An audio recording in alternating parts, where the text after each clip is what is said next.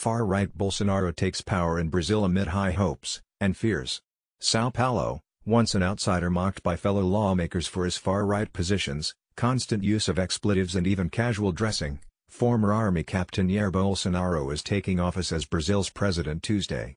A fan of President Donald Trump, the 63-year-old longtime congressman rose to power on an anti-corruption and pro-gun agenda that has energized Brazilian conservatives and hard-right supporters after 4 consecutive presidential election wins by the left-leaning Workers' Party.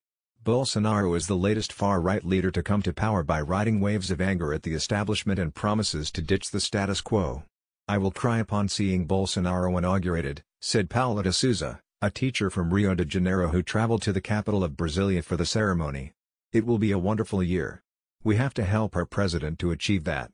There will be jobs, health and peace. Brasilia will be under tight security, with 3,000 police patrolling the event. Military tanks, fighter jets and even anti-aircraft missiles will also be deployed." The increased security came at Bolsonaro's request.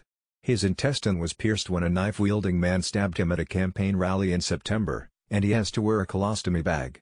His sons, politicians themselves, insist their father could be targeted by radicals, but security officials have not spoken of threats. Bolsonaro has done little moderating since being elected in October, with progressives and liberals decrying stances that they say are sexist and racist. The incoming president, who spent nearly 3 decades in Congress, has also drawn international criticism for his disinterest in social programs in a country that is one of the world's most unequal in terms of income. On the economic front, where Bolsonaro will ultimately lead Latin America's largest economy is unknown, as during the campaign he reversed course from previous statist stances with pledges to lead market-friendly reforms.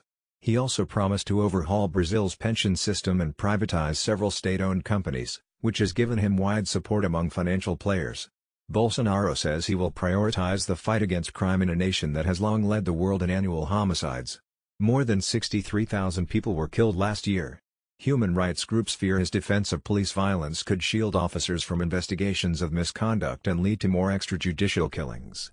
The most notable foreign leaders planning to attend the inauguration are also associated with far-right movements: Israeli Prime Minister Benjamin Netanyahu and Hungarian Prime Minister Viktor Orban. Leftist presidents Nicolas Maduro of Venezuela and Daniel Ortega of Nicaragua, deemed dictators by Bolsonaro, were uninvited by Bolsonaro's team after the foreign ministry sent them invitations. The United States will be represented by Secretary of State Mike Pompeo.